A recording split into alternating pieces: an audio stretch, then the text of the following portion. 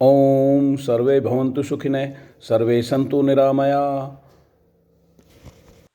सर्वे भद्राणि पश्यन्तु, मा कश्चित् दुःखभाग् भवेत्। आइए अब सुनते हैं विद्यालय की होनहार छात्रा कशिश को, जो एनवायरमेंटल लॉ के विषय में आपको बताएगी। शुभ प्रभात। मेरा नाम कशिश है और मैं राजकीय मॉडल संस्कृति वरिष्ठ माध्यमिक स्कूल ततारपुर मुरार की कक्षा 9वीं की छात्रा हूँ। आज हम हमारे पर्यावरण के प्रति अपनी जिम्मेदारी और अधिकारों के विषय में एक लघु फिल्म के माध्यम से जानेंगे। पहले हमारे आसपास साफ, स्वच्छ व सुंदर वातावरण हुआ करता था। हवा बिल्कुल साफ और जल बिल्कुल निर्मल व शीतल था। परंतु आज हर जगह कूड़ा करकट फैला हुआ है। हवा में प्रदूषण और नदी तालाब दूषित हो चुके हैं। हमारा संविधान हमें यह अधिकार देता है कि हम साफ स्वच्छ वातावरण में रहें।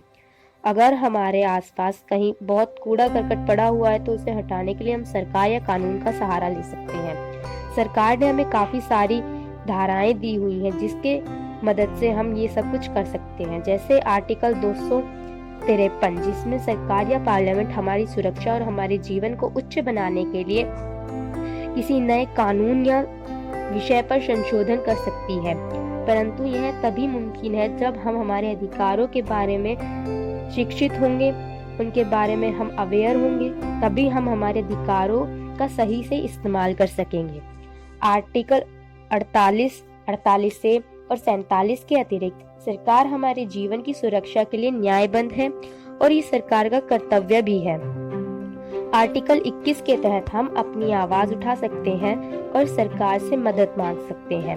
परंतु अगर सरकार यह करने में असमर्थ रहे तो हम आर्टिकल 226 के तहत माननीय उच्च न्यायालय और आर्टिकल 32 के तहत माननीय सर्वोच्च न्यायालय में मुकदमा दायर कर सकते हैं। पर्यावरण को साफ स्वच्छ बनाने या रखने के लिए हम सरकार की मदद लेते हैं, परंतु पर्यावरण को दूषित करता कौन है? ये कचरा आता कहाँ से, इसे फैलाता कौन है? हम अपनी सुविधा के अनुसार कहीं भी कचरा फेंक देते हैं और फिर सरकार को उसके लिए कोसते हैं। सरकार के द्वारा निर्धारित की गई गाइडलाइंस का भी हम पालन नहीं करते। जैसे दिवाली पर सरकार ने दिल्ली, हरियाणा जैसे इलाकों में पटाखे प्रतिबंधित कर रखे थे, फिर भी लोगों ने अपने फायदे, अपने शौक के लिए पटाखे जलाए। उससे हुआ प्रदूषण, जिससे अब लोगों को इतनी दिक्कतें आ रही हैं। लोग अपने घरों से नहीं निकल पा रहे, लोगों को वर्क फ्रॉम होम करना पड़ रहा है। तो ये प्रदूषण किसने किया है? सरकार की बात किसने नहीं मानी? लोग आस्था के नाम पर काशी, हरिद्वार आदि तीर्थ स्थानों पर जाते हैं और वहां पूजा पाठ करते हैं। वहां से बहने वाली नदियों में फूलों के साथ साथ पूजा सामग्री का भी निर्वाहन करते हैं, परंतु वहां पे लोग पॉली बैग्स, प्लास्टिक से बने हुए बैगों को भी नदियों में ही बहा देते हैं। दुर्गा विसर्जन या गणेश चतुर्थी पर केमिकल से बनी हुई मूर्तियों को लोग नदियों में विसर्जित करते हैं, तो उससे जल दूषित नहीं होता, वो जल प्रदूषण का कारण नहीं बनता है। यमुना, जो ताजमहल के पीछे से बहती थी एक विशाल नदी के रूप में, आज वो कितनी गंदी हो गई है और मात्र एक नाले के समान रह गई है।